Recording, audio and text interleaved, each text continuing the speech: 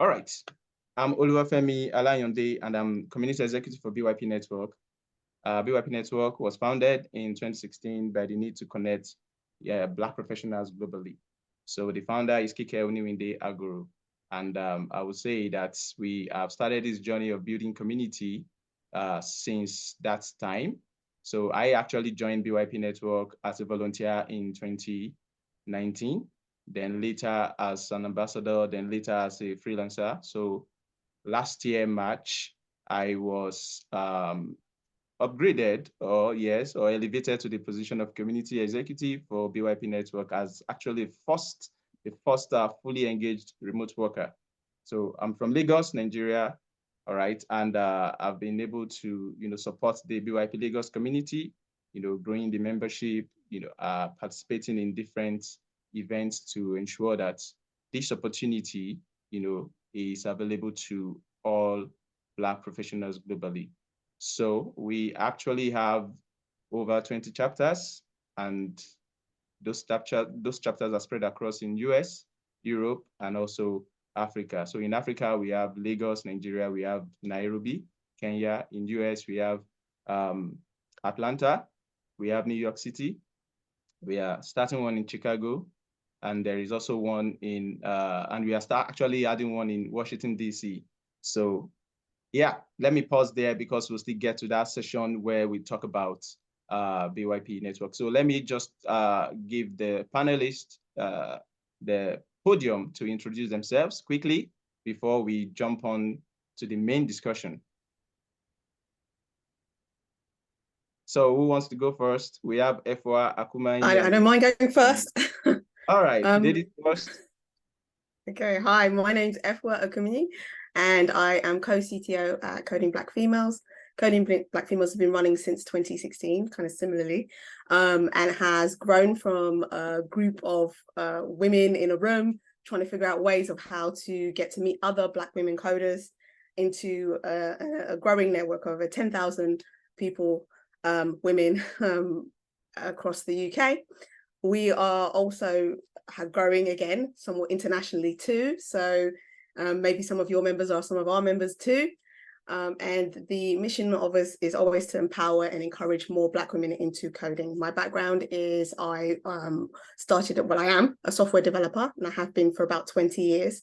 I joined as a member, volunteer as well, to Coding Black Females. And after working for about a year, like solidly volunteering, I became Charlene Hunter, who was our founder, also promoted me to co-CTO. So I have another CTO, Tanya Powell, as well.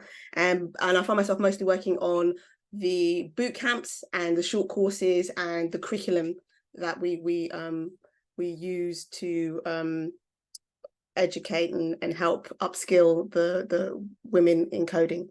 So we do a number of things, events, as I mentioned, short courses and boot camps, and we also have a mentorship program. So yeah, the exciting things and loads of different things that we do at Coding Black Females to help with the community, grow our community, and help with getting more and more Black women into tech, as it's sorely needed. Thank you very much, Efwa. That's a very wonderful one. Thank you, thank you. So I believe we have a lot of women on the call tonight. Young ladies, young people who identify as female also. So please endeavor to also connect with Efwa Akumai. All right. So over to Pelumi Olugbenga. Nice to meet you, Efwa, and good to see you again. Femi was my friend in college, in last year between 2015 and 2019. Good to see you. So yeah, my name is Pelumi Olugbenga. Professionally, I'm a sustainability and energy consultant. I advise on energy projects in Africa, Asia, Europe, and here in America as well. And what that means essentially, it's there are different themes in the energy space, be it ESG, energy access, energy transition. So they are usually projects being implemented by companies, by countries in all these continents that we usually get hired as consultants to advise on those transactions and those projects as well. In terms of community service, I belong to different volunteer networks, primarily those focused on, let's say, non-STEM careers, particularly, let's say, people who studied history, like myself and Femi, who are interested in transitioning into tech, investment banking, and all those kind of things. So we usually try to support them in terms of mentorship and just giving them a pathway to transition from, let's say, philosophy, history, non-STEM careers into STEM careers. So last year, more focused, I founded this Pelumi Fellowship, which is essentially a fellowship that seeks to create a pathway for people in arts programs to transition into tech and investment banking and just things that normally are not taught in a typical arts career, and those just how people can, let's say, transfer their skill set from studying those programs into tech. Because, for instance, me, I studied history in LASU, and then getting to the US, I wanted to do energy consulting. And what that meant was just transferring my writing skills, my critical thinking skills, my ability to, let's say, process complex information into understanding energy transactions and all those kind of things. So what I do in my spare time is to just volunteer with organizations that help to help people who, let's say, oh, they didn't study what they would have preferred to study in college, and they want to transition to a different career entirely, just helping them to enhance that transition. Yeah.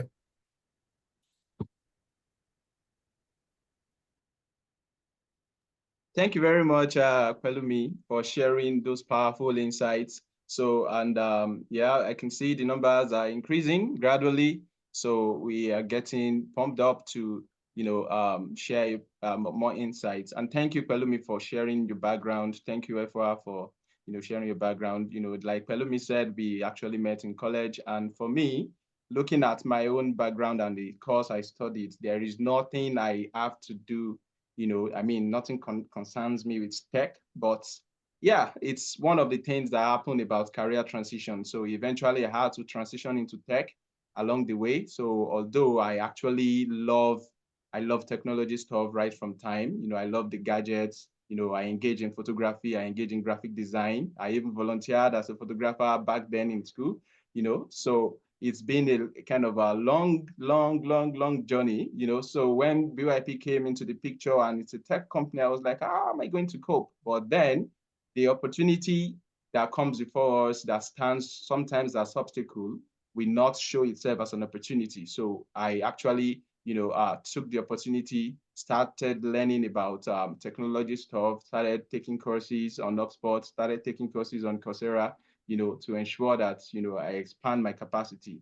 Yeah, and there we are today talking about mentorship and skill exchange. And it's important for me to give a very brief overview of what we are doing here today. So for our participants, number one of the things, okay, let me just give an overview. We are going to have a panel discussion that is on global networking. And we also have the BYP team session that I'm going to talk about Javelin. Then the panel session 2, which is a mentorship and skill exchange. So we'll have interactive session. Well, not really an interactive session, but a Q&A from the audience and then closing remarks, and we are done. All right. So I can then let participants know that one of the things why we are here is to see what mentorship and skill exchange is about and how it's going to benefit us. So I will start by saying this particular quote by Isaac Newton that says, if I have seen further, it is by standing on the shoulders of giants. So what we are doing today is that we are standing for every one of us joining here, keep inviting your friends, tell them to join in. We are standing on the shoulders of giants, so, and we have powerful giants here. We have Efwa, we have Pelumi. So I would say they are the giants that we are currently standing on, all right? So, and we must applaud the things that they have been doing in the tech world and also in the world of mentorship and even the initiative of the Pelumi Olugbenga Foundation, which is, that's a very, very powerful one to come by.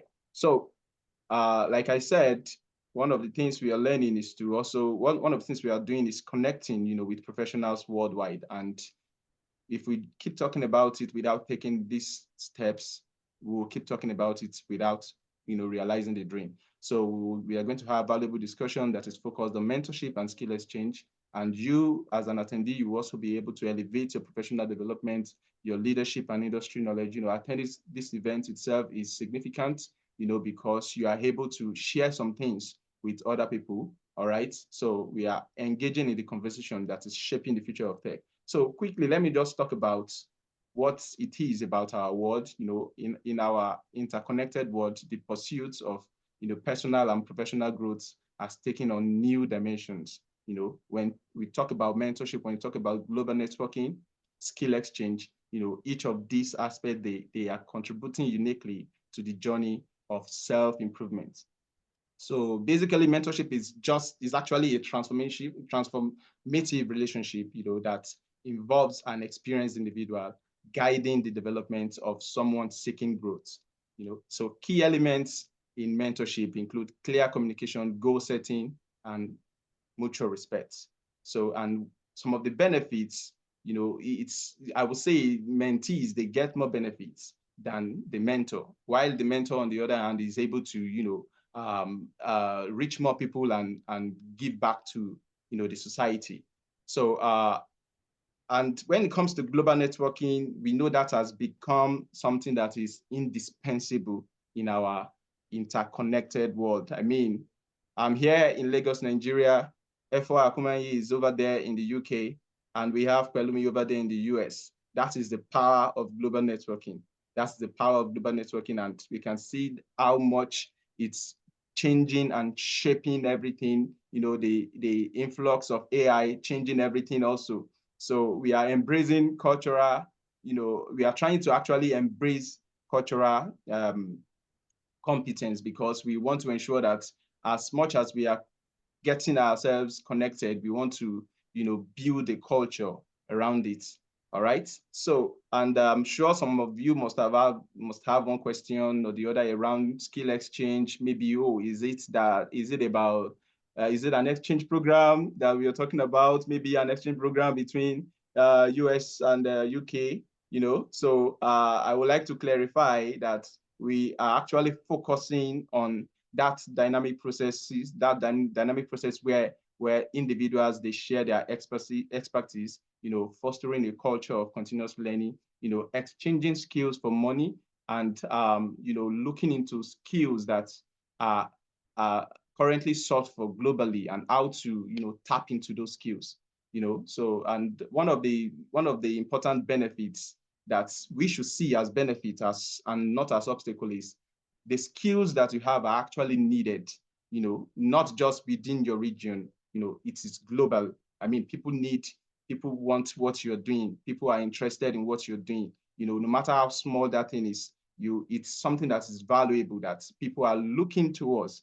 There are organizations that are rising up, that are coming up every day, and they are looking for talents like you. So it's an opportunity for you to first see that, as an opportunity that you can tap into. So if you're doing something at the moment, don't stop at it, keep building. Yeah, so having said that, I will pause, and I'm going to go over an overview of our speakers. Let me start with Efwa Akumayi. She introduced herself earlier. So Efwa Akumayi is co-CTO at codingblackfemales.com, a not-for-profit organization whose primary aim is to provide opportunities for Black women developers. So she previously co-founded and successfully sold her business, furnishful.co.uk, which is a shopping discovery site for furniture and homewares. So Efwa graduated from Success University with a BSc in Computer Science and Artificial Intelligence in 2001, and went on to work as a software developer for over 15 years. Efwa is passionate about encouraging other women into tech, whether it is finding jobs in the industry or starting their own business. So I would say, of course, in our saying here in Lagos, Nigeria, I like my friend, no be by mouth, meaning that, oh, I like my friend, or I like you, I love you. It's not, by saying it alone. So take action now, reach out to people, share this link with them, let them join in, let them benefit from this wonderful events. And then let me go over to Pelumi Olugbenga. So Pelumi Olugbenga, as I said earlier, is an energy and sustainability consultant with years of experience working and advising on million-dollar projects, in different countries. He earned a master's degree in international development from the University of Pittsburgh Graduate School of Public and International Affairs, where he majored in energy and environment and served as the president of the Pan-African Graduate and Professional Student Association and the project manager for the U.S. State Department Diplomacy Lab Working Group on South Africa. How I wish this is happening physically. I'm sure a lot of people would have been giving that round of applause a year. So Pelumi earned his bachelor degree in history and international studies from Lagos State University in Nigeria.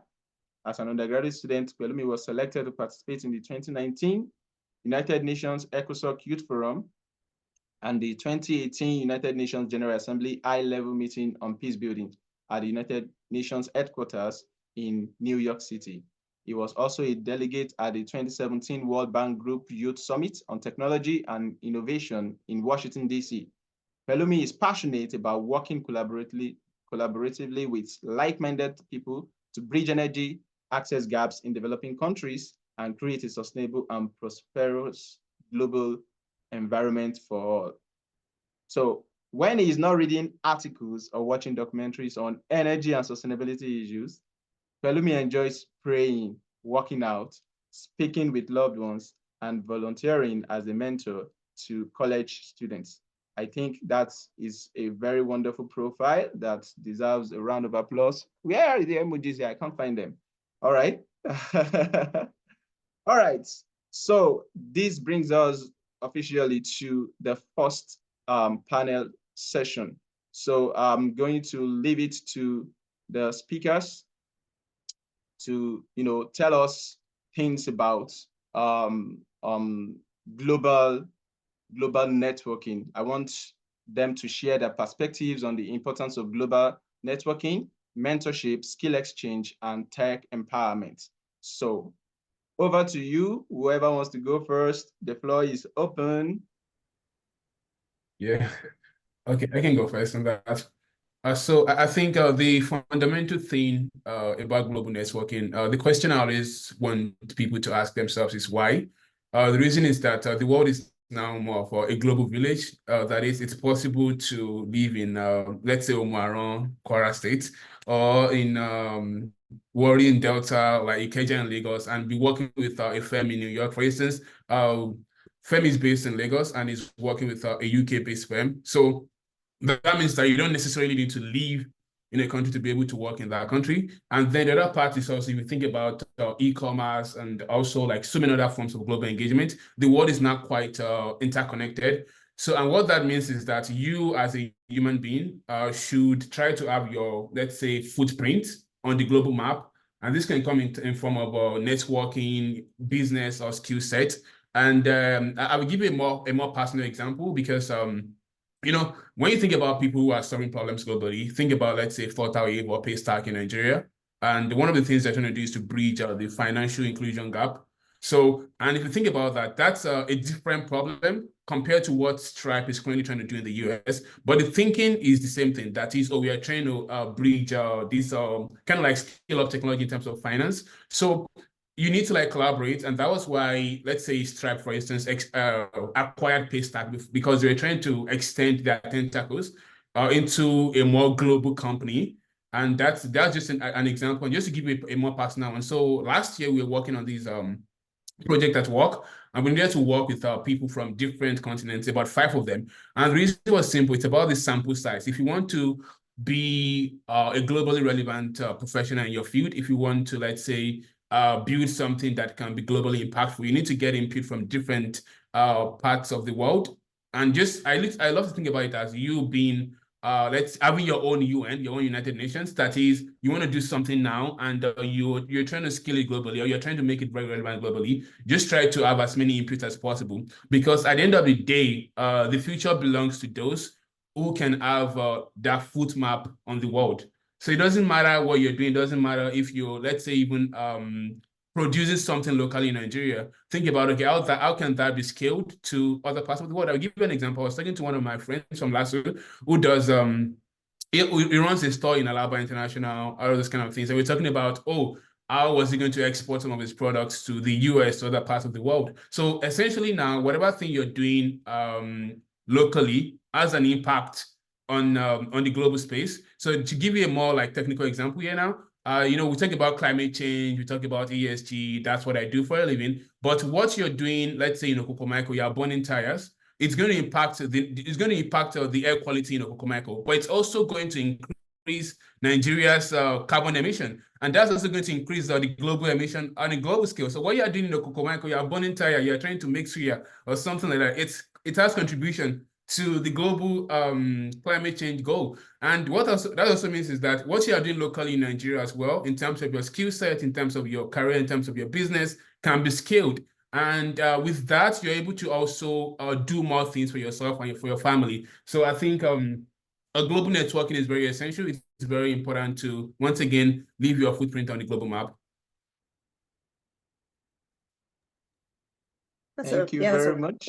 All great points, yeah, and I totally agree. I totally agree with all of that. And I think from my point of view, I can talk really a lot about, especially in the tech field. What's lovely about tech, it is in itself now almost like borderless.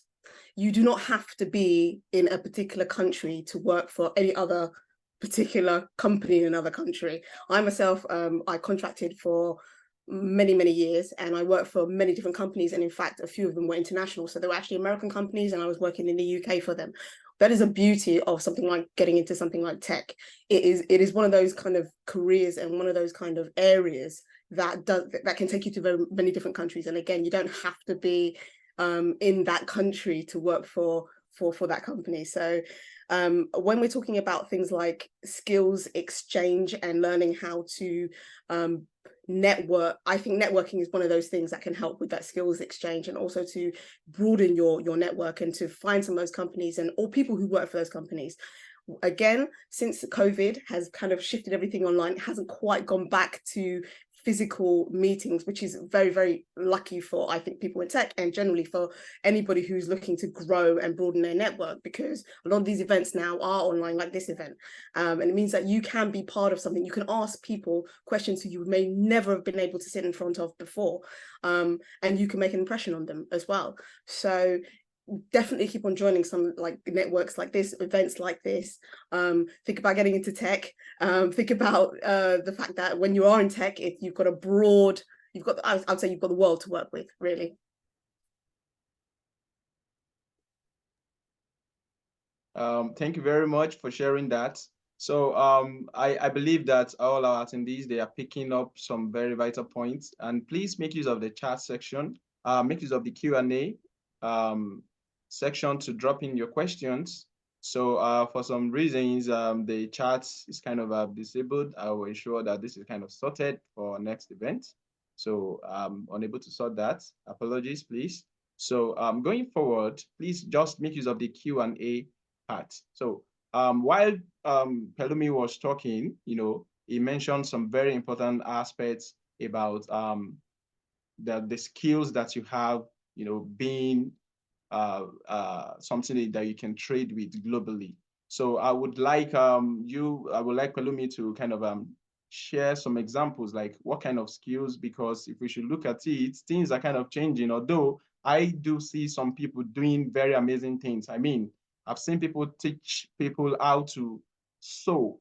I mean, tailoring online, like the book sessions, and then they show the people all, how to sew. Then there is the part that people even get to submit their clothes, online, like the Webi, the material, and then the person that needs to get the actual sizes would have to do a video, and then the tailor or the fashion designer will have to tell the person, okay, you measure measure the cap, write the number, measure this side, write the number, So, but I want to hear from Pelumi, saying that you are based in the US over there, what kind of skills do you think people can actually, can actually trade for their skills? Like, I mean, they have skills, but they want to trade it for money. What kind of skills are top notch over there in the US?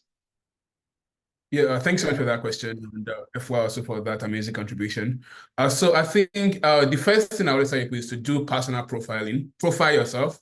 That is, what can I do well? What skill sets do I have, or what kind of business am I really good at? So, and I will give you like several examples, just to give you two quick ones. So currently now, I just ordered like, let's say 20 traditional clothes from Nigeria, from a tailor in Nigeria.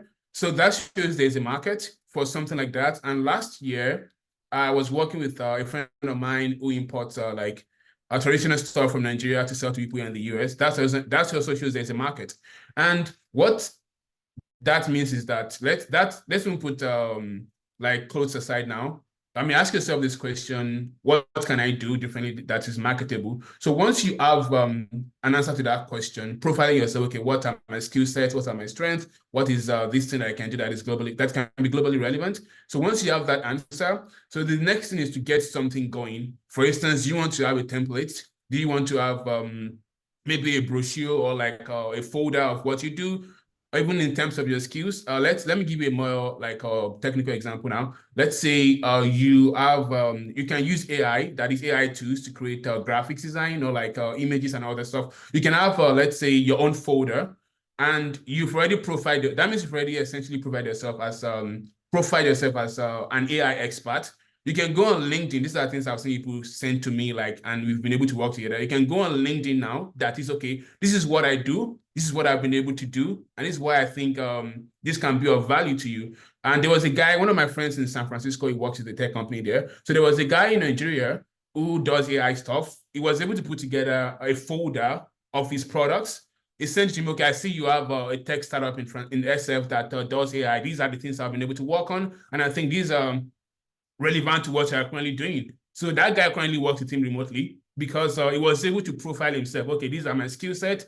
This is an example. This is my evidence. I don't have to explain. So this is my evidence, and this is how I can actually add value to what you do. So that's from the tech standpoint. Even in terms of writing as well, copywriting, editing, just so many things. Just make sure that okay, you've been able to on your skill, develop your skill to a level whereby you can show evidence, okay, this is what I'm trying to do. And once you have that, try to identify someone, maybe an organization, an individual that you think these things are very relevant to that person. You can use LinkedIn, you can use different platforms. So people use Twitter. There's this guy, I'm trying to remember, there's this startup that was founded on Twitter. That is the two founders met on Twitter. So the guy was just tweeting about it. Oh, I wanted to start this startup, and the other guy said, "Oh, I've been working on something like this. These are what I've been able to do on this whole thing." And then they were able to raise $5 million. I think last year, is it Fuvi or so one e-commerce startup in Nigeria. So what you just need to do is know what you can do, profile yourself,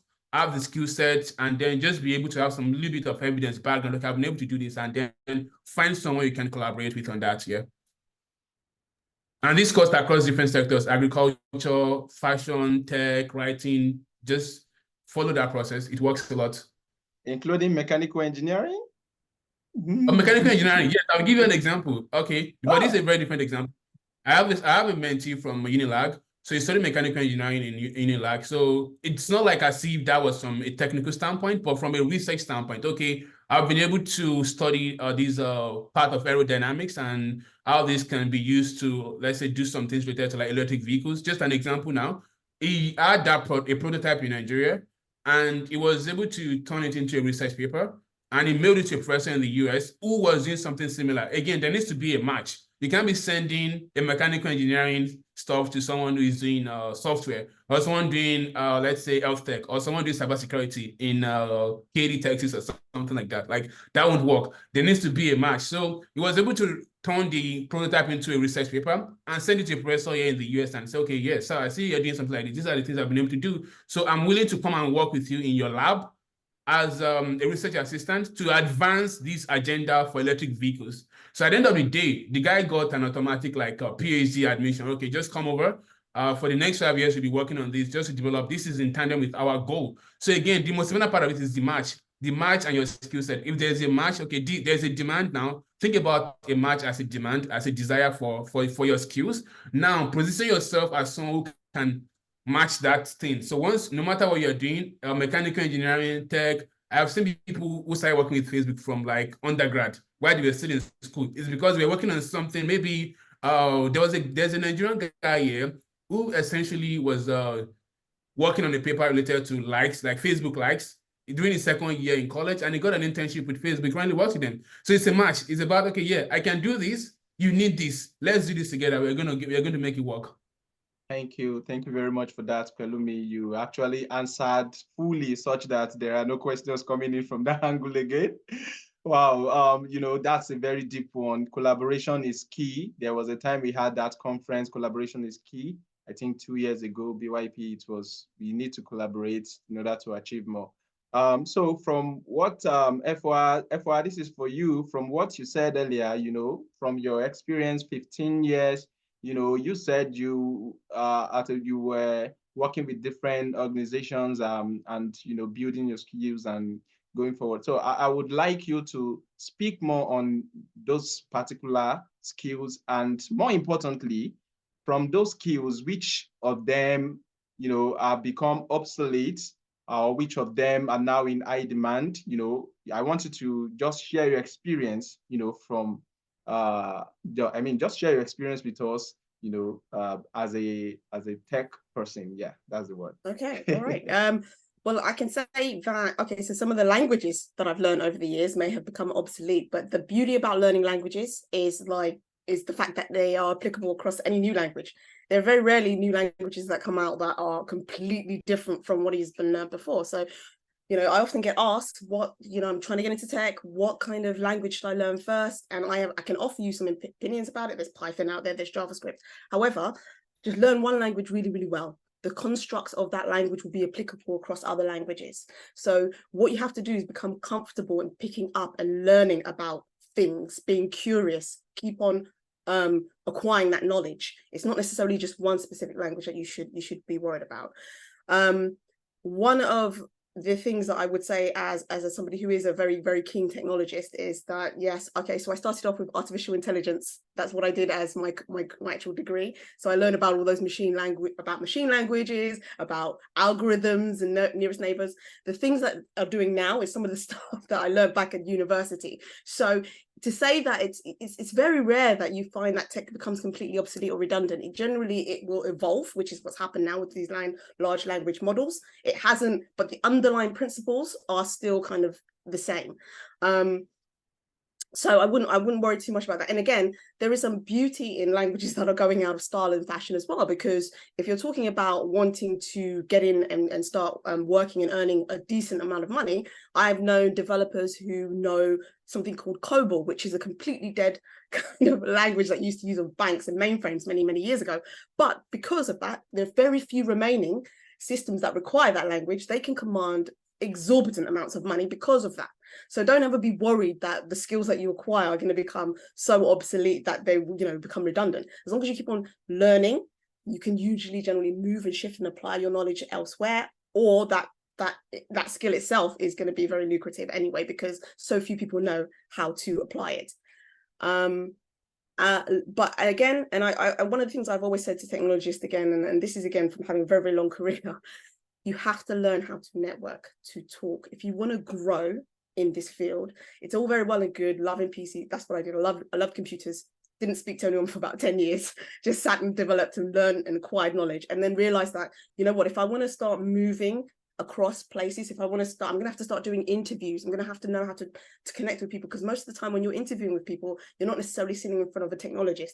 You're speaking to maybe the CEO of the company, maybe somebody else who doesn't have that. So you've got to have the ability to talk to them, and also to get your technical points across to a non-technical audience. So really work on networking. That's why networking is actually quite essential.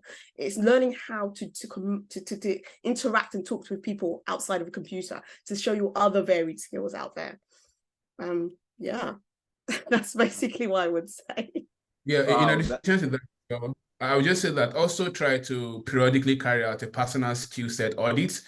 That is, like, for instance, now in tech, I know some guys here who are trying to position themselves for quantum computing. They are saying, okay, the future is quantum computing. So it's going to happen in the next 5-10 years. But before then, I would have acquired some background about on quantum computing. And when that transition comes, I'm already well positioned to benefit from it. So I always be able to just, let's say periodically, maybe once in a year, once in 18 months, ask yourself, okay, I work in this sector, I work in this space.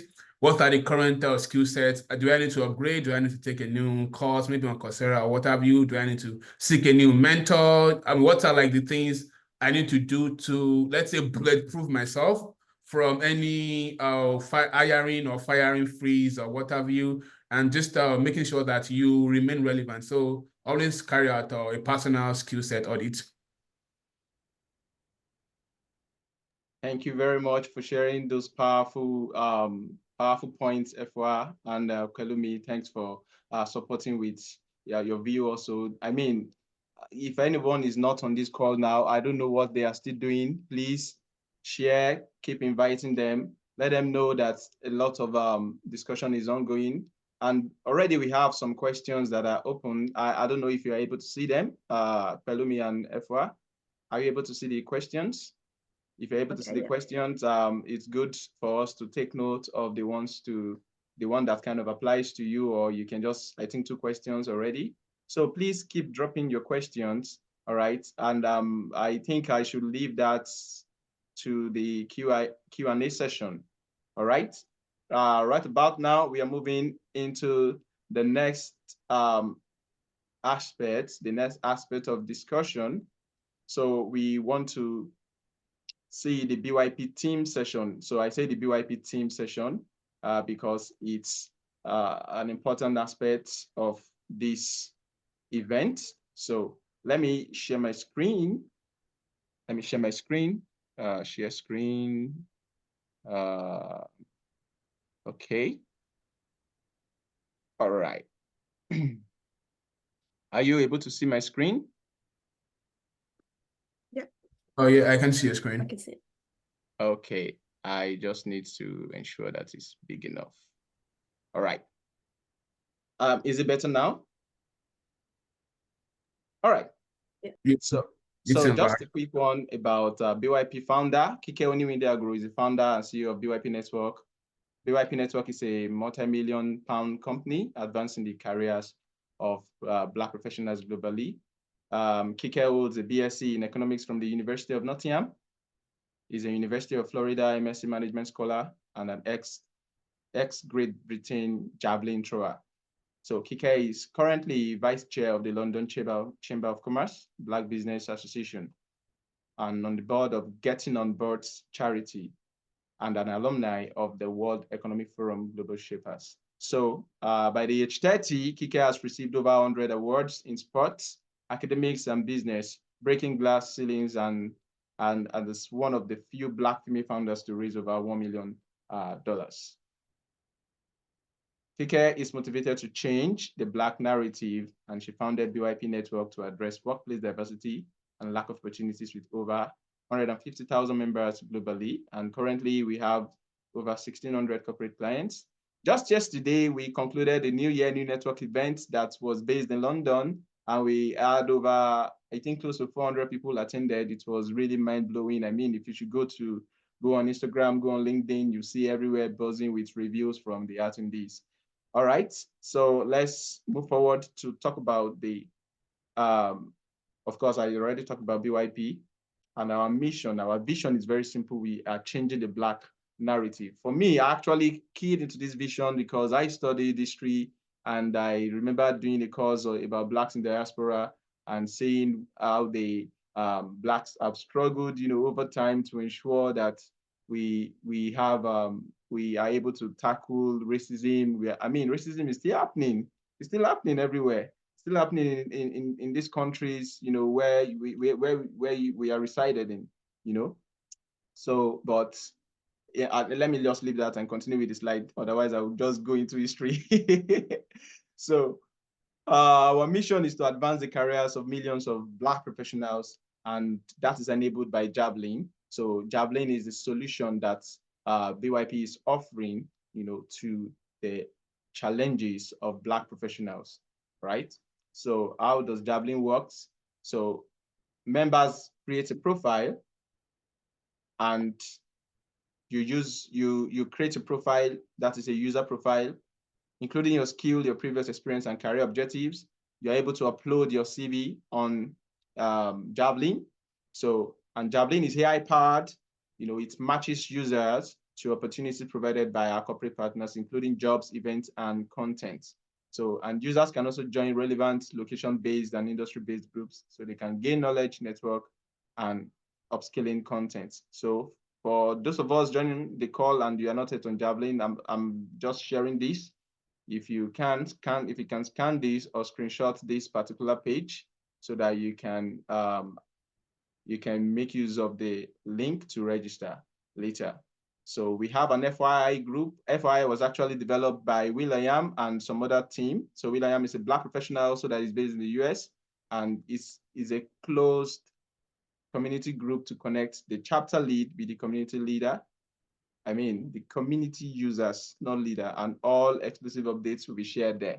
So now we are going to the second panel session. So I can stop sharing the screen, and we move on to the mentorship and skill exchange part. So, and before we just jump into that, I would like speakers to go ahead and address the questions that are in the chat. We have 2 questions. So who wants to go with the first one? So I read the questions out. Okay, I'm going to read the question, and then one person, each of you get to decide which one you're picking. So what advice, somebody asked, what advice can you give to people who want to get into tech when many of the big firms are making employees redundant? I think this is a very profound question, seeing what Amazon is doing, laying off staff, so I mean, and we are going into tech, we are changing. All right, let me leave that to the speakers. Okay, I can take this one. Yeah, okay, so I think what happens, people tend to do is focus a lot on the big tech companies. Tech touches pretty much every company. I have worked for a number of different companies, and they have gone strong and seen growth when other companies are falling. So there are loads of, basically what I'm trying to say is there are jobs out there. Don't just look at the huge, massive corporations out there. There are loads of small companies who would help you to grow your career, will help you introduce you into tech even, and would give you a job. And so yeah, basically look out there for those ones. I don't think you should focus too much on the big ones. And one thing to note about some of the big companies that are doing are kind of cutting jobs is look at where they're cutting jobs. Like Duolingo, for example, are one of these huge companies who had one of the ones who we've talked about recently, who are cutting a lot of jobs. They're cutting their jobs in a particular sector of their AI tech, which has been taken over by large language models. So arguably there might be some growth in people who can deal with large language models and ChatGPT-esque AI, and maybe less of the traditional types of AI out there that have been out there for a long time. So it's also, you got to be careful when you're seeing these job cuts, and it's not necessarily just across the board that's happening. And again, look at other companies. There are many other companies out there that are doing big things and advancing. You could be a star in that company, as opposed to just potentially another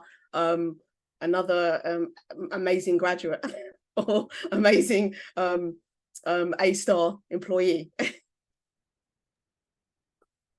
Yeah, I agree with that a lot. I think start small and dream big, because using myself as an example as well, when I wanted to go into energy investments, energy tech, and all that stuff, the companies I actually wanted to work with originally, I wanted to work with Tesla, because Tesla is quite huge at the intersection of energy and tech, like I mean, sustainable energy and technology and all that stuff. But literally, they didn't even post any opening for months. So what that meant was that I needed to start from somewhere. And like I said, you always need the evidence. That is, you've been able to do this and that. So just start from, you may even work with a new startup that just went through, let's say, Series B or Series C. They just raised $100 million, and they're trying to build a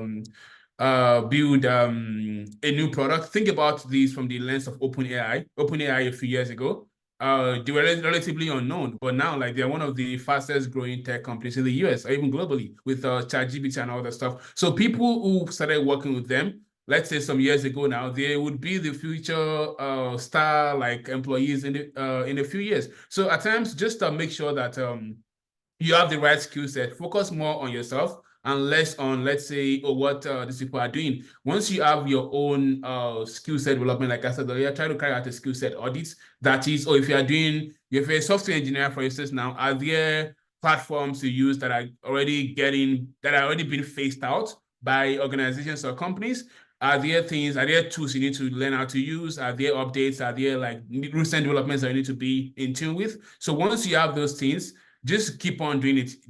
Your time is going to come. So don't just focus on, I want to work with Tesla, I want to work with Facebook, I want to work with Apple or Amazon, all those people. Like you can still work with them in the future, but even when you interview those people, they will still ask you, what's your experience like? So you can't just, at times you can't take that huge leap, particularly when you didn't have, let's say, strong internships when you're in college or like a strong research experience in college or grad school. So it's always better to just start from somewhere, continue to develop yourself, continue to ensure that you are growing with your industry. So at the end of the day, you are going to grow to a stage where you can even be daunted. So I've seen examples where people are working with very small companies, relatively small tech companies, and then recruiters in big tech companies will be like, oh, you've been working on this project for the last 5 years. We are trying to do something similar in Facebook or like Meta now. For instance, I have a friend who was working with these AR company, a very small company in Pittsburgh. And the company that he was working with before, I think that company is less than $10 million. So when Meta was going to launch this new Ray-Ban partnership, it was daunted. They said, oh, you've been doing this for years now with this company, a very small company, but now we need your services. So if he had said in the beginning, okay, I must work with Mark Zuckerberg by all means, he probably would have ignored that job and now is working with Mark Zuckerberg. So it's just important to focus on the bigger picture, but also make sure that you are growing on your own. At the end of the day, you can't stop a star from shining. You can't stop a star from shining. Wow, that's interesting, you know. So thanks, FY, for sharing those powerful insights on ensuring that you are able to see the areas where they are laying people off, and then you just say, oh, this area is no go, no go. And then you see the areas where they are taking people in, and then you just, you know, oh yeah, they are taking them. Let me, you know, jump on this. And thanks also, Pelumi, for sharing those powerful insights, letting us know that it's not about having what you desire immediately, you know, but ensuring that you are moving towards your desire gradually. I think that's the way I see it, you know. So the goal is there, but the paths to get there may be different, you know. So I think that's a very important thing for anybody to always realize in life.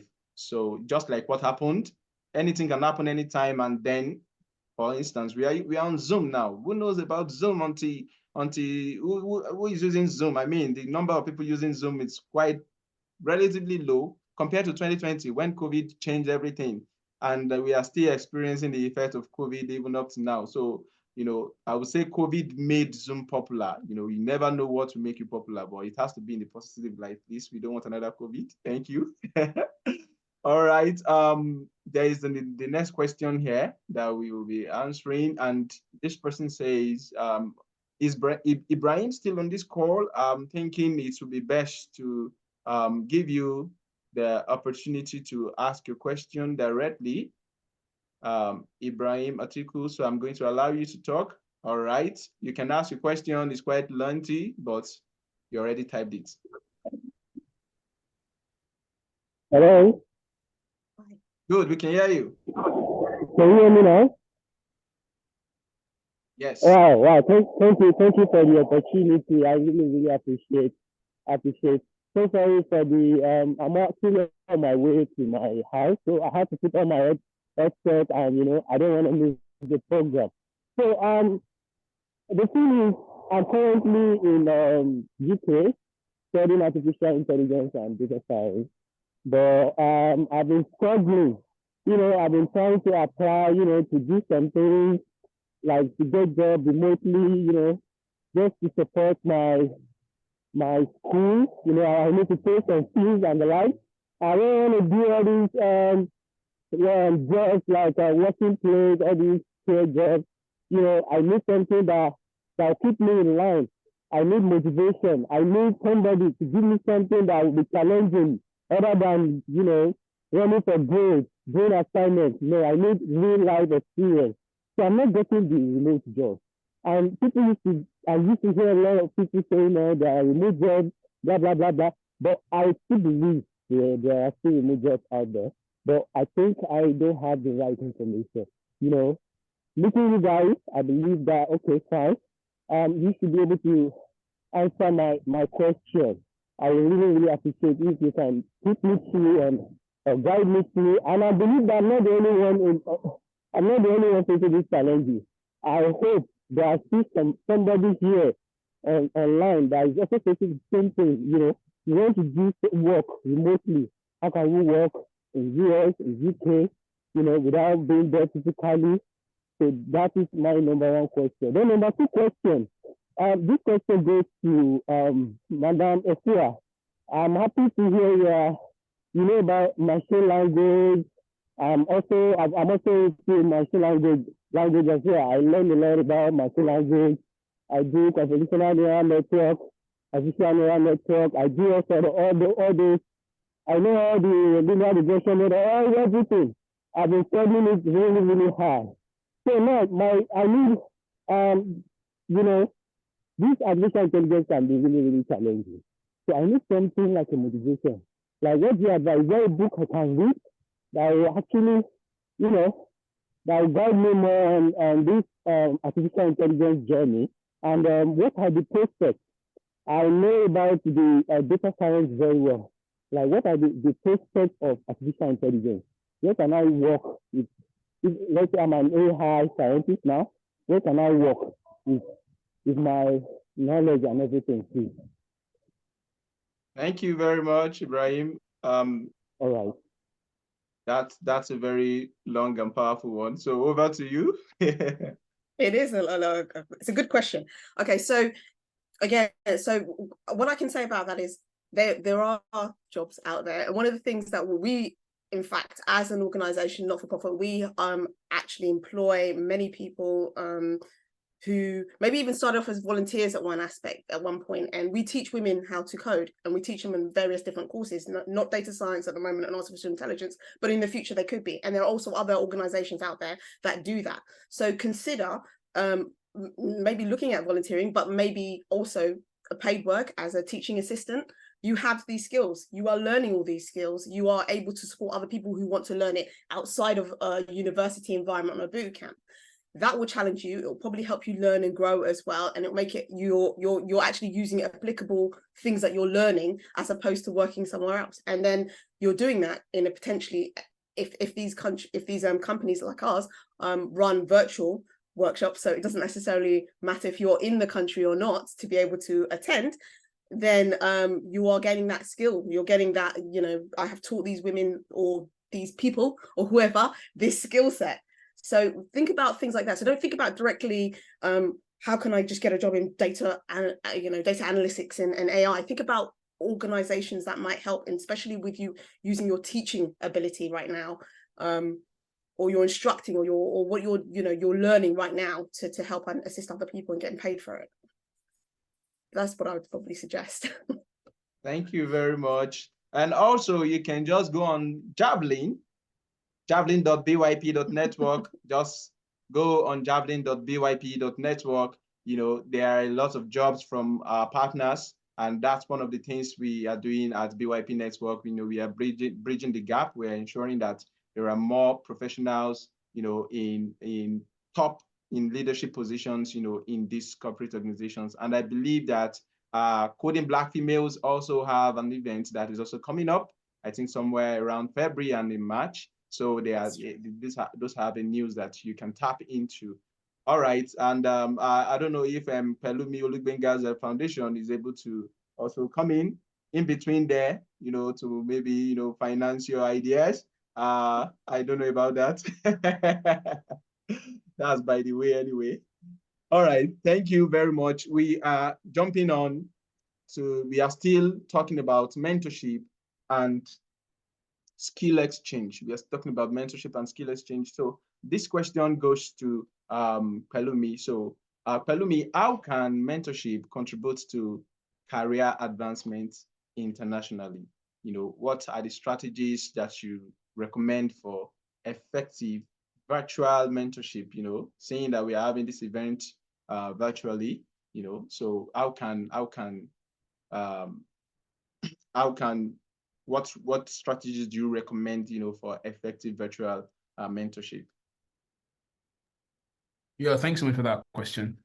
So I think when it comes to virtual mentorship these days, people do it a lot based on like the nature of the world right now. Even your old mentors, you prefer to meet you now online than in person because they are quite busy. So I'm assuming if I want to be a mentee under a FUA, for instance, now I think you prefer to meet me on Zoom than at a coffee shop in London or somewhere like that. So I would say the first thing again, it's about you knowing what you are doing.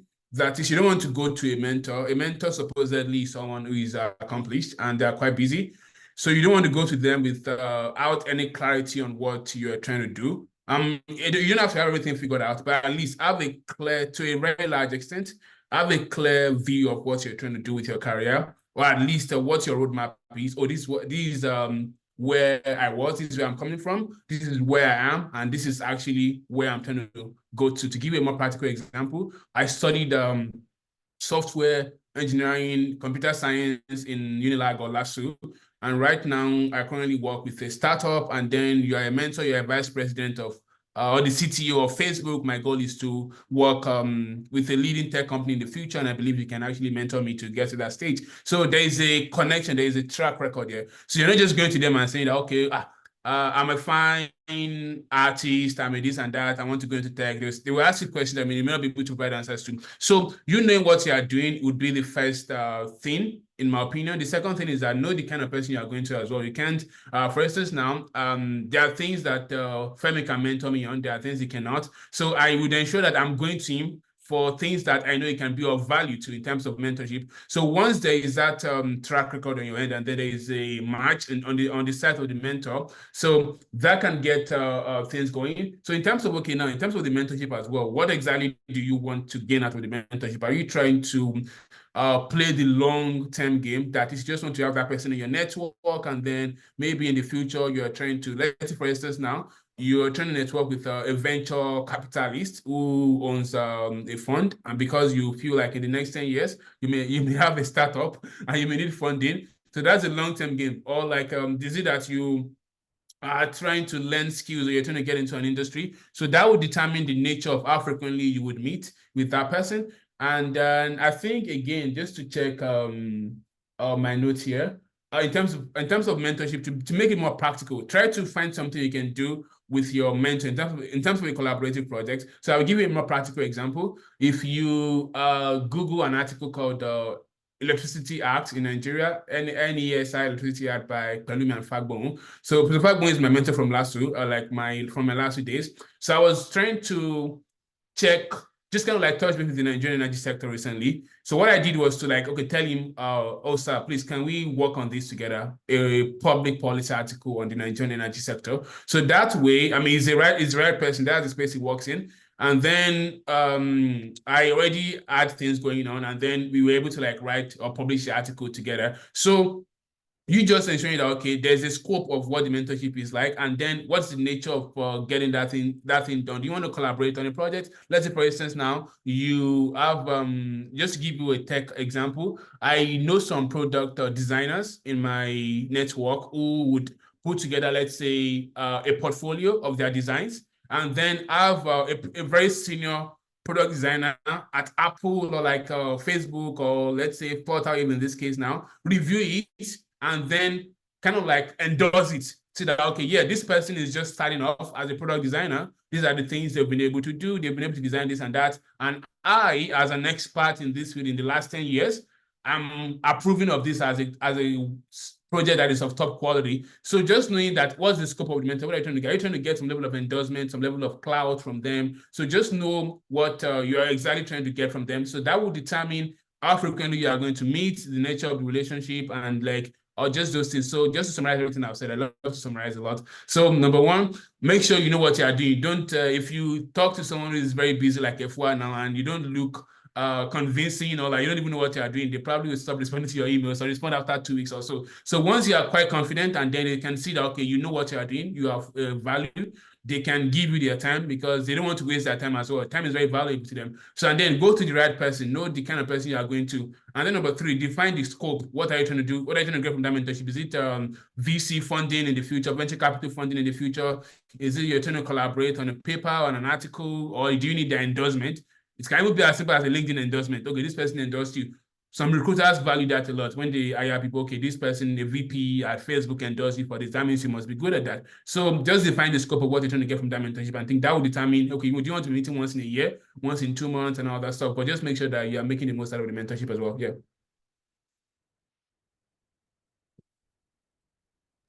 Thank you very much, Kwelumi, for sharing those powerful insights. I mean, there is a question here that says, what is a great way to collaborate and network when building your own startup? I think this question is about startup. Kwelumi, already, thank you for sharing those. I think they are really, really powerful insights to know what you really want in mentorship, to clarify all those things. And I'm thinking about the fun part that people can actually have with mentors. Okay, so you have a mentor, you can actually, there is a game that is called Kahoot, whereby you can, join and, it's virtual, it's a virtual game. And there are many virtual games too, that you just need to know what is this person, what are this person's likes, how do you make use of your free time as a mentor, and then you're able to tap into that, and then see what games that both of you can do. So the question, what is a great way to collaborate and network when building your own startup? F4, you can go first. I will just add to that. Yeah, I can speak a little bit about this. When I would say one of the greatest things I did when I sorry, F4, this is quite important. From your profile, you already built, I think it's $1 million company or something like that, and then you sold for like £1 billion or so. It wasn't that. Yeah, okay. Yeah, we'll go with that. It was not $1 million company. Close. I did build my own company, my own startup, and this kind of in a way it goes back to some of the questions we're talking about as well, about how to get jobs and things. I built this company myself, so I actually coded the whole of the platform myself, and while I was coding it, because it was out there and it was working, I actually managed to, when I needed to have a job, I managed to go and get a job by showcasing this piece of work that I'd done from scratch, and it really opened up lots of doorways for me. But when I was building it, one of the things that I found very, very useful as well was joining an incubator. So there's incubators and there's startups. And what that does is they kind of throw you into groups of like-minded people who are building, maybe not, generally they don't, you're not building the same tech or the same tools, or you don't have the same business as other people in the incubator or accelerator. So you can sometimes have complementary businesses as well. So you're massively broadening your network, and you're in a program that's tailored to help you reach your goals, whether that's you want to start raising, you want to start getting into your Series A, B, C, whatever you want to do, but also or angel investment or potentially partnerships. Maybe you need a CTO. So when you're building your startup, you're thinking about networking with like-minded people who are even at the same level or even above you, and not necessarily competing businesses, but something that can complement you. So by joining and looking for these places, you can really benefit. Some of these places also kind of at the end of the whole process can actually give you funding. So it might be more of a competition basis as well. So when you've completed your stint there, you will have the chance of winning 100,000 grand startup or 150 grand or whatever. So you've got to look for them. There are programs out there that help support startups. It's the same as when you're trying to find a job. It's the same when you're trying to find a mentor. You're going to look for things that can help you. Look for groups that are out there. Look for meetups. Look for virtual groups that can help you achieve what you want to achieve. That's what I would suggest. Thank you, Efwa. Pelumi, you want to add one or two things to that? Because I want to understand that, like, your foundation now, is it more of a startup? We want to I think that question, it's directly or indirectly linked to you too. Yeah, I think I agree 100% with what Efua said. And honestly, I would have loved not to say anything or add to that. But I think my foundation is primarily focused on arts. That is, we are still kind of like building. We just got an approval from LASU yesterday about one of the things we are trying to work on there. So it's primarily focused on those in arts because, I mean, people like you and I, Femi, we face more barriers in terms of transitioning to tech investment and all that stuff. So I think that's the focal point of my fellowship or foundation in this case. So, but just to give, from a broader context in terms of raising money for a startup, I think I would say don't do it too early. Like have something going on. I don't know if you've been following the news from the African tech startup landscape lately about so many companies raising $10 million and then they just vanish into thin air and all that stuff. And if you really read the history behind those tech startups, it's because of the lack of substance. So don't blow your trumpet before the right time. Like don't blow your wizoo or what have you like before the time is right for you, because I think people tend to just do some shady things. That is, so you have a startup, you don't even have a cash flow yet, you don't even have a strong customer base, you're not even sure if there's a demand for your services, and then you go to San Francisco or go to London, raise some money, and then you go back to Nigeria to buy a Prado, to buy a Range Rover, to buy a house in Lekki or what have you, and then the money is finished. You get, so I would always encourage people to like just make, and the thing is this, these things may seem like a quick way to make money, other in a criminal way, but it's going to affect you in the long term because you are never going to raise any money again. I don't think any other investor is going to give you money after you've wasted the money of investors. So if you're really someone of integrity who wants to build something that lasts, something with substance and not just media, people just want to go to Tech Kaba or go to Tech Point and just announce they've raised $10 million. And at the end of the day, in 2 years' time, the animal to be found. So make sure there is substance. It is better. There's this biblical thing called the Cave of Adullam. That is where David stayed until when he was transformed. So make sure you stay in your own cave of Adullam. That is, you stay there, you build yourself, you develop yourself, and when it's time, you can raise not just money, but you can also raise the bar in terms of what you're trying to do. So let's say if we take your time, build this, make sure it's profitable, make sure there's even a cash flow. You already have some level of customers first before you go online and start looking for money or start raising money. If you start too early, you will crash too early. So just become parabole, yeah. If you start too early, you will crash too early. I think wow, I kind of like the synergy here. I mean, F1 picks it up, Pelumi lands on it. You know, Pelumi starts it, F1 car. You know, I mean, I feel I'm really, really excited that we are really talking this, you know, and seeing from your perspective about all of these tech companies that start and especially fintech, you know, lots of fintech, then they just start under few months, they just pack up, you know, people's data, they are at risk. A lot of people, you know, I mean, it's not telling good stories about building something that is more of a legacy. So if people have legacy in mind, I think it's going to really help better. So this question is for Efua. Please, for those of you just joining, thank you for joining in.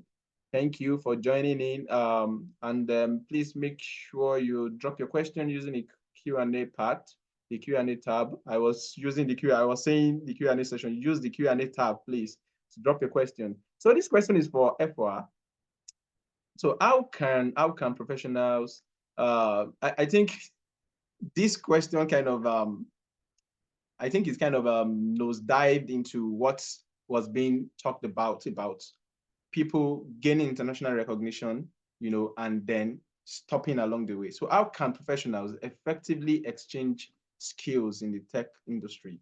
You know, in your experience, you know, what role does this skill exchange, if you put it that way, play in fostering diversity, especially in tech?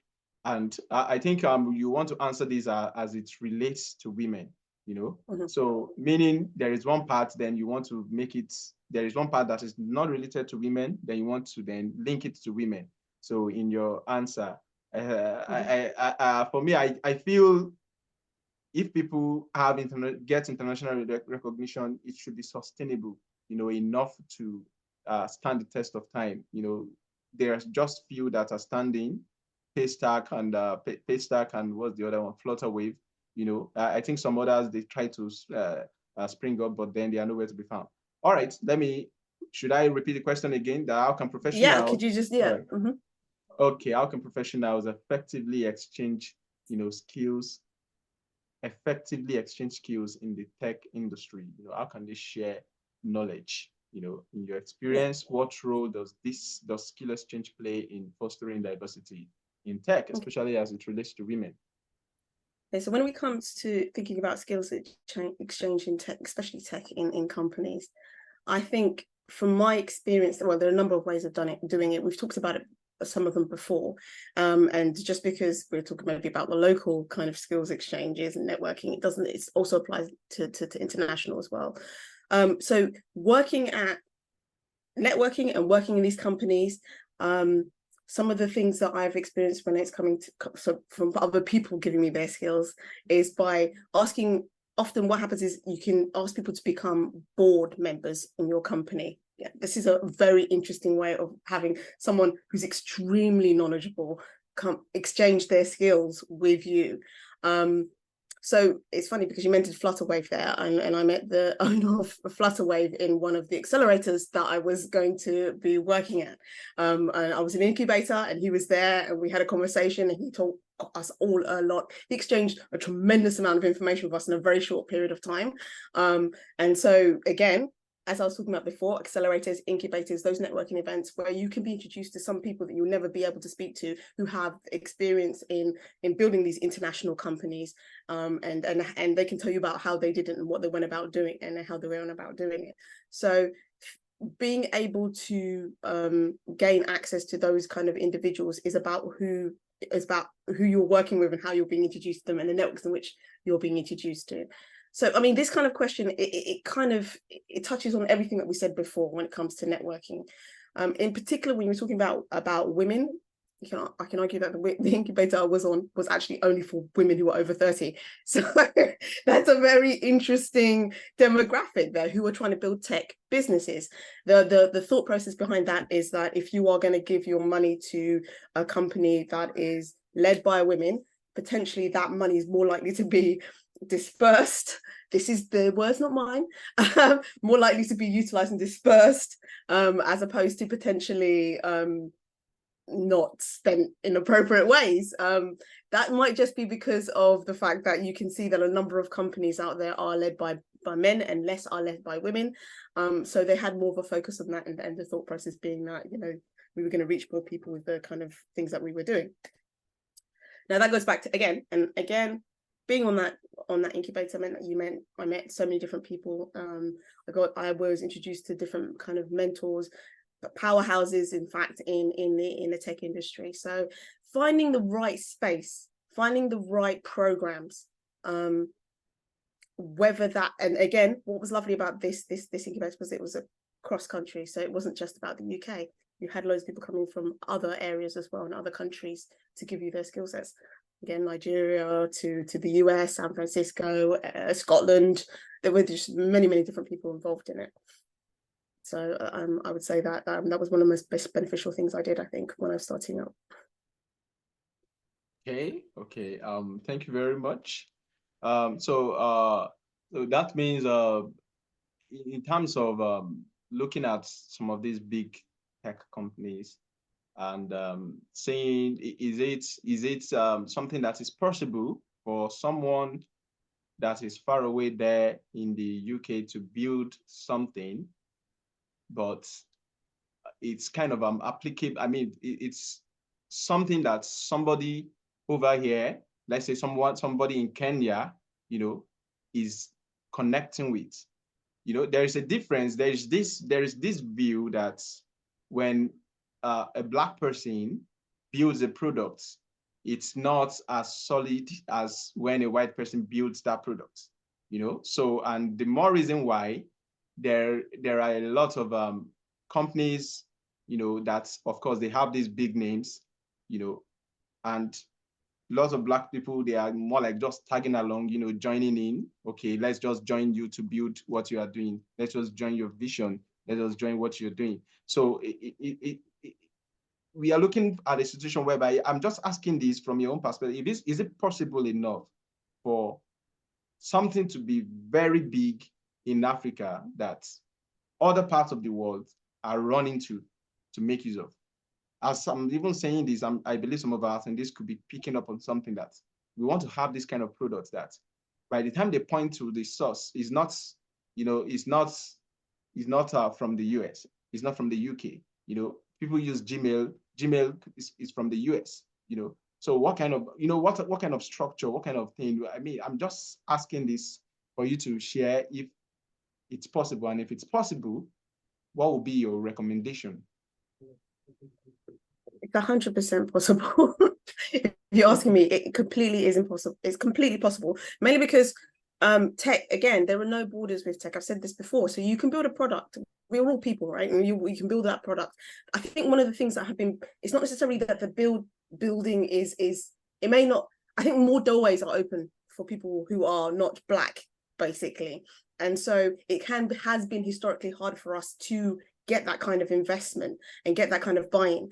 And again, there's all sorts of things to do with, generational wealth that maybe a lot of people. So for example, when I was starting my company and I was looking for, I did start on the funding round. One of the questions that I was asked was, can't your parents just invest 150 grand in your company? They're your first round. And it was said in such a flippant way. Some people, yes, that's completely possible and absolutely possible, but a lot of people not so much. They don't have the people around them with that kind of easy wealth to give them. So I think that historically has affected the way and the growth of some of the companies that have been led by Black people. But it is not, I don't think the quality's there, the brains are there, the skills are there. It's just a bit, going back to a little bit of what Palumi was talking about, and having to have a company that has some sustainability, has something that has a potential to earn, has customers.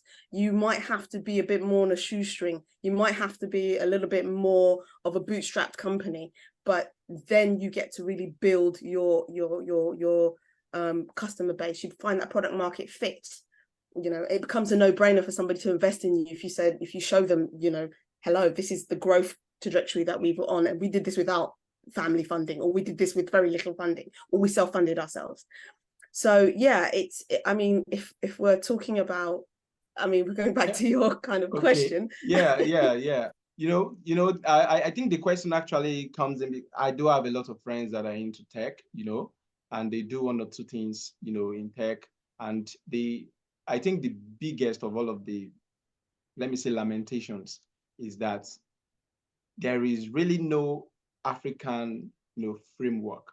There is really no African framework in terms of, like, from the foundation up, from the foundation, in terms of language building, we have Oracle and we have other languages like that, that are very, very popular, such that whatever product needs to be built, you would have to make use of them. If you want to start programming or anything, you want to start by looking at what is available from Windows, or you want to use either you use Windows to run your app, or you use what's the other one? Apple iOS, or other iOS that are not as popular as Apple and the rest. But really, which one can we, point at and say, this is African, this is African, this is coming from Africa, and we are building something from the scratch, and we are using this to work. That's where the question kind of comes in from. And I think this is more of a challenge to our minds. Absolutely. To see. Absolutely. Well, if there isn't one, then that's a massive opportunity in my book. If you are asking about it and somebody's saying I can't think of one, then that's a massive opportunity to build something and put something in place. That's a gap in the market. That is the point. That is the gap. That's the perspective that we want to, kind of hammer on. Anyway, let me pause there, and thank you very much for sharing your insights. So you can see, we can identify that there is a market space for that. So we need new people with new ideas, and I mean, AI is there. We can then leverage on these things. It's not impossible anymore, and I believe that it's only a matter of time. Wakanda is here to stay. All right, all right. So we are getting towards the end of the event, and then this question goes to Pelumi. So Pelumi, and after this session, we are going to have an interactive session where I would allow participants to, unmute themselves and probably say one or two things about what they have been learning so far as they have been on this call. So, Pelumi, how can mentorship, contribute to career? Oh, you have answered this question. You have answered this question. All right. So let me move forward. You have answered this question already. So let's leave the floor open. So the floor is open to all our attendees online. Just raise your hand if you have one or two things, to share about what you have been learning so far, or you want to ask a question directly if you are not able to access the Q&A tab. So I'm going to set the timer for us to do that in the next 5 minutes. So, and I think this can also serve as a form of a short break for our speakers in case you want to take water, take a sip or something. All right. So there's a question here, and the question is the challenge particularly for the diaspora is understanding the business landscape and business practices in Africa. How do you navigate that? I believe Kwelumi should be ready to also answer from that perspective. Efwa, let me give you a bit of seconds for you to gather your thoughts. So the challenge, particularly for the diaspora, is understanding the business landscape and business practices in Africa. So how do you navigate that? How do you navigate the business practices in Africa? What kind of businesses, what is the model? What is the framework for business in Africa? I think you have to be there, right? You have to go there and you have to visit and you have to spend time looking at what understanding any landscape is about, sometimes being involved in it. So if you're talking about the diasporas and the people who've gone and left, looking back and wanting to build business back home, and how do they navigate that? And I have some of the same kind of considerations, intelligence that you're talking about and thinking about, but I believe strongly that you have to be there. You have to find what the problems are and the only way you can do that is by experiencing it. And yes, for all my talk about, being virtual, and you do have to be able to, if you're talking about building a business in back home, then you're going to have to be able to understand how it works. And again, collaboration is a big factor. So maybe you don't have to go back, but you have to work with somebody who is someone who is out there. You have to have a partnership. You have to have people who can represent, who can navigate, who can talk to you about these things. It is a challenge, and I think that again, it's about having people on the ground that you can talk to and that you can work through these things with. That's probably what I would say. I suggest. I think about that. It's about the genuine people, to be sincere. Genuine people in those fields that you are looking into. I mean, there was a time, Nigeria, we are very wonderful people. So we have to be in the positive side of things, but we've been in the negative side of things for too long, such that attracting, these international organizations becomes a challenge. So finding the genuine people is also very important, for you to understand how businesses work in Africa. But I think let me leave that to Pelumi, to drive in some points. Yeah, I think like Efwa said, you need more of collaboration in terms of collaboration with those who are still on the ground. Like people will say on Twitter, go outside and touch grass. That is, you can't stay in London or in New York and start kind of like talking about ideas and just talking about running a business in Nigeria and Lagos. For instance, earlier during this call, I said I spoke with one of my friends from Lasso yesterday. He does businesses in Lagos. He has a store in Alaba. So a lot of times I try to touch grass by speaking with them and asking them, okay, what's up? What's going on here and there? If I want to do this, what's the situation like this and that? So again, I feel like it's also about taking your time to build. That is, you can't just leave, let's say, Nigeria or Ghana for 10 years now and then in a month, you just want to go back and start a company there, or like in a week. No, you need to like, before you even start thinking about going back, you should have at least studied the landscape closely for a year and maybe try to build relationships with people on the ground for, let's say, at least another year. So for example, there's this, I have a private investment company that does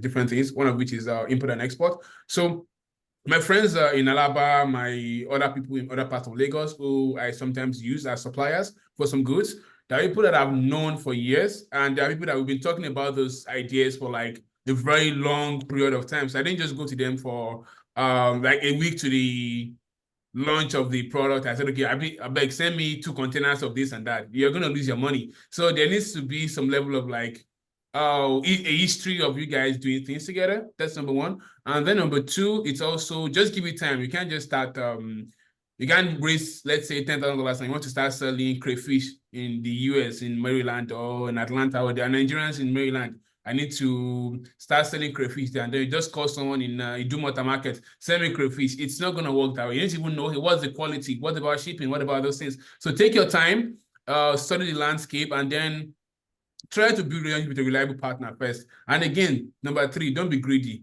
So don't say because you have capital, you are coming in with dollars or pounds, and then you just want to find one market woman or somewhere, tell them to supply you with 10 yards of kente or like Ankara, maybe something that is worth 1 million naira or 1 million cedis. What have you? You go and give them 500K because you think maybe you are helping them. Those people are wise too. So the player can play the game too. So just make sure that it's very, very fair. If possible, have some level of equity transfer or like joint venture. Just do something that would also make them a part of the project. So don't say because you have money now, go and set up one factory somewhere or set up one boot camp or set up one school and start, you go to the UK, you raise funds to start a tech institute in Nigeria, you raise £1 million, and then you go to Nigeria, you're paying your instructors £50 per month or what have you. I mean, and you want to pocket everything. They will realize at the end of the day. So it's really going to be a crazy thing. So just try to be fair. Don't be too greedy. So yeah. Okay, thank you very much, Pelumi. Don't be too greedy. Okay, that's for the person that asked the question about looking for a place to, come into Africa, looking for like understanding the business landscape and practices in Africa. So yeah, I believe that we've been able to answer your question. All right. So if you are not satisfied with the answer, please feel free to drop the question, and perhaps you might need to, connect with the speakers afterwards. All right. So for those joining in, thanks. Welcome, welcome, welcome. We are going towards the end of the meeting, and we are at this junction where we'll get the final words from Pelumi and Efwa.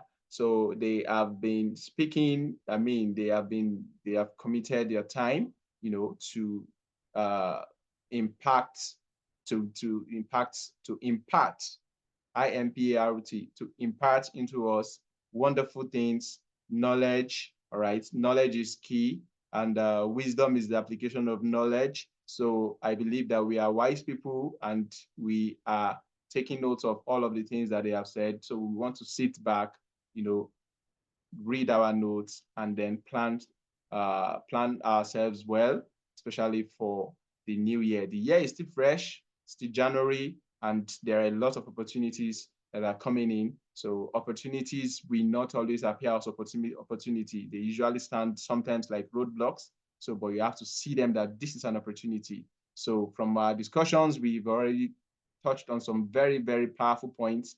I mean, we want African people, we want African AI, if we put it that way. We want African OS. We want people to come up with operating system that originates from Africa, such that other people from every part of the world, they are making use of it. And it's not impossible. We are not the latecomers, all right? Even if it appears like we are coming late, we will still benefit from it, all right? And it will still, impact our world. Now we are towards the end of the session, and we want our speakers to give us final words, on the major theme, more like this is time to give your best shot. This is going to be the take home for all of the people, joining us from wherever they are joining us from, all over the world. They want to take this and say, this is my take home from this event. This is what I gained from this event. So, and who wants to go first? Who wants to go first? I I'd can like go. to ask. Okay, Kalumi wants to go Yeah. first. So this time is the guy first. All right. So it was ladies first earlier. All right. Over to you, Kalumi. Final words on mentorship and skill exchange. Covering on those vital aspects that you talked on. Yeah. Yeah, I would say number one, define success to yourself. Because when we come for a program like this, you hear so many things, you see so many profiles, you see so many people as well. You begin to create an image of what success looks like, and that may not necessarily be your image. So I just want to tell people that thing, try to define success to yourself. If success, let me give you an example now. For F1, success might look like, let's say, training more Black girls, more Black women in tech, and just being able to ensure that they upskill themselves and they earn a better life for themselves and their community. For Mbakwe or Osimhen, their definition of success is let's say scoring goals, winning awards and all that stuff. For pastors like Pastor Iyadebo, it's about having revival programs, having people attend their church programs. For venture capitalists like Ola Brown, it's about raising money for tech companies and then getting use in the future. So for you, what's the definition of success? So don't say you see F1, you see Femi, you see me, or you see this kind of we probably talked about Mbakwe or like Ola Brown or GB, founder of Florida Wave, and then you begin to have multiple definitions of success. So every time you meet someone who is successful, that's the definition of success. No, just have your own definition of success. I think that's number one. And then number two, understand the fact that the road is not going to be an easy ride. So I was going to say this to Mr. Ibrahim, who talked earlier, that he had this challenge with getting a job in the UK in terms of tech and all that stuff. The reality is this, I have so many people in the UK as well, and I would say that there are times that it takes them months, some over a year to be able to settle down. So what happens between their first job, or let's say their menial job in quotes now, and their dream job is series of failures. That is, things happen, you will get rejection emails. Most times, even for me that I've been speaking all this while, I would say that for me personally, for every single success, like a congratulatory email I get, at least 5 rejection emails come before them. That's the reality of life. So don't expect you to start at once and then you already have everything figured out. You're already working with Amazon, Facebook, and this and that. Those things take time. It's a process. So consider it to be a marathon and not a sprint. So don't expect to start tonight and get there tomorrow. You might not get there in 6 months, even in 1 year. But there's one thing, but the beauty of it is that just keep trusting the process. But try to keep on improving on yourself. Try to keep on building capacity. Like for example, I mentioned the case of my friend who was working with an AR, augmented reality company in Pittsburgh, a very small company then. And I remember when we first finished school, he wanted a way better job than that. He wanted to work with Oculus, this Google, one of these Google AR stuff. He couldn't get a job. So I felt really bad, but I told him, see, bro, with time, these things would become history. And in less than 2 years, he didn't even apply for a job at Meta. Meta reached out to him themselves. Okay, I mean, you've done incredible work with these small company. These are we value your skills. We can see your experience. We've also gone online to test your product. I think this is very huge. Come and work for us. So he was headhunted. So he didn't even have to go on LinkedIn or Indeed or what to apply. But it was a process. It was a process that began years before that time. So eventually now, he's working there. He's doing really well for himself. So I would say that just have these growth and step-by-step mindset. It's a marathon again. It's not a sprint. So don't expect to use them both your way to greatness.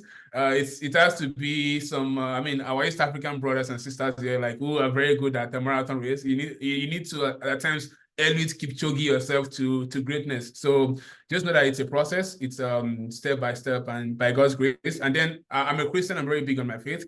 And so if you're a Christian, understand the fact that grace and mercy play really an important role. For instance, grace is very important. Grace is very essential to me in terms of my art, my different things. And I think just believe in God. Okay, with time, everything would make sense.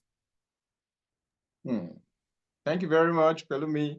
Okay, over to you, Efwa. Yeah, over to you, Efwa. Thank you. I think the one massive takeaway I'd say is that there is a massive strength in your networks. There's a huge opportunity in your community. So think about that and think about building that. And that goes back to, you'll find mentors, you'll find commiserators, you'll find celebrators, you'll find people to look up to, you'll find sponsors potentially in the right community, in the right network. So really think about joining it. Also, don't be in such a, and don't be in too much of a rush to make those connections mean something immediately. It's a slow process sometimes, having and finding the right types of mentors. It's a friendship as well. It develops over time, just like anything. It's not something that magically happens straight away, and it might take a bit of time. And those are the ones that are really powerful, the ones where people are then really invested in you. So yeah, I would say that really. Okay, thank you very much, Efwa. And thank you once again, Pelumi, for sharing those powerful insights. So as we're rounding up, just final words also from me. If you're not yet on javelin.byp.network, please go on to that platform. So one of the questions while signing up is, do you want to relocate? And I'm sure that's the very wonderful question that people, even not just in Nigeria, in Africa, even from other parts of the world, are willing to always answer, yes, I'm willing to relocate. Then you type in the areas where you're willing to relocate to. So after doing that, then you want to go to your CV and tailor your CV properly based on the skills that you know that you are good at. So then upload your CV and you will get matched, to those job opportunities. So for Ibrahim, that asked the question about getting a job, I've already advised you, go on Javelin. So there are a lot of testimonies already on Javelin, and I will say that Javelin is a product that BYP is using to reach out, to Black professionals globally, for them to address the need. And for those that are into business, doing one business or the other, I want you to remember that it's not about how bad you started. It's about the growth journey. All right. So it's about the growth journey. For me, my testimony is, my apologies. My story is kind of very different. My path is not as straightforward as many. I did different things before getting into school, then leaving school, and still doing different things. Currently, I still teach. I teach Yoruba lessons. I take Yoruba lessons from 7 p.m., I think 6 p.m. to around 10 p.m. across the week. So I have different students globally that I teach, and that's Yoruba language, but it's about building a structure for it. So the advice that I have for those doing business is, no matter what you do, there is a tech side of things to that particular thing. So you want to see that tech side and, leverage on it. For Pelumi, who is a consultant and focused on energy, there are a lot of opportunities that it may be new to me because I'm not in that line. So success in that area is not even one of the things. I've never even thought about it for 1 second because it's not, I can't mix it. But somehow is thriving and advancing in that field because there is a business side of things for him. There is a policy side of things for him, and that's one of the things that we should look into for all businesses. All right. Thank you once again to all our participants, and I will want to implore us to watch this space for our next event. What we are doing with virtual event is to build enough momentum such that we have a physical event that will bring in global professionals, from all over the world. The way Pelumi is in the US having this interaction with us, we want him to, be physically present in our midst, and ask and speak to us. And of course, not that we are also going to stay where we are, but we are also advancing, moving to different places, moving to higher spaces, such that by the time we meet next, we can see that we have become better than we used to be. All right. So this junction, I want to thank our speakers. I want to thank you, especially Efwa Akumaye, for dedicating this time to speak to us and to also reach out to other women in your space, and for also sharing all of those powerful insights about incubators and accelerators as avenues for professionals in tech to leverage on. So you are based in the UK over there, and I believe that there are a lot of opportunities. So somebody is asking a question. Okay, somebody is asking a question, but we'll still get back to that. So let me finish my vote of thanks first. Thank you. So I want to thank you very much for taking now time to join this meeting and share your powerful insights on the importance of mentorship and skill exchange. We thank you very much. BYP Network thanks you. Thanks you. Okay, and over to Pelumi Olugbenga. Thank you very much, for doing this. The reality is when people advance in life, sometimes it's difficult to reach out to them, to even get them to, have any interaction. So, but Pelumi is exceptional in that field, in that line of thought. So he believes that there is need to always get connected with those that, that are home here in Nigeria, and he's doing that pretty well. And I must thank you for joining this meeting, and not just joining, but dishing out very powerful insights, powerful points, to help us move forward and advance, especially in the area of mentorship and how virtual mentorship is possible, So I will be dropping the profiles of Efwa Akmai and the profiles of Pelumi Olugbenga right here in the chat. So for those of us that are online, so that we can connect with them. All right, so let me read out the question of the last person here. They said that for students that are selling products like footwear, which tech websites can we use to grow our business? Efwa, over to you. Tech website. Okay, so if you're talking about selling online, then there are many websites that you can use. There are websites that mean if you have no tech experience whatsoever, you don't have to build them yourself, and you can basically have a shop front. So, I mean, a quick Google of them will help you find them. But Shopify you would probably need some kind of technical skill, but probably not much. There's that, and there's also WordPress is a kind of a low coding tool that you can use to build a website around your business again. But maybe you don't want to actually have your own product, sell your own product directly to begin with. Maybe you want to consider potentially more drop shipping. I mean, you're the one who's building it yourself. If you're actually building this product yourself, you might want to consider selling online via a marketplace of some kind. So you think about things like eBay, Amazon Marketplace. I think there's quite a few websites out there now that are marketplaces when you don't have to actually have your shop front. You can just sell, you can basically be the back end, the store and the product, and you sell through them. So I think I'd consider that first before I go to building my own tech store. And once you have some success, then think about becoming your own bespoke kind of website and store. Yeah, there is also Stella that you can sell on. Also, just adding to what has been said. So Paystack, storefront. I think Flutterway does something. Yes, indeed. Thanks for sharing that, Olujimi. So, and another important aspect is leverage on referrals. Leverage on networking. You can sell products to anybody, anywhere in the world. All right. So, thank you very much, and please, for those that have registered, we'll be releasing information. We'll be releasing information to you all to join our next event.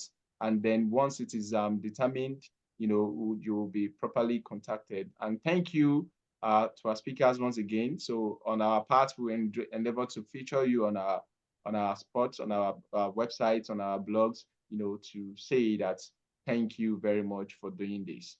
All right. Thank you very much, all our speakers. Thank you. We will see next time. Bye. Bye. Thanks, everyone.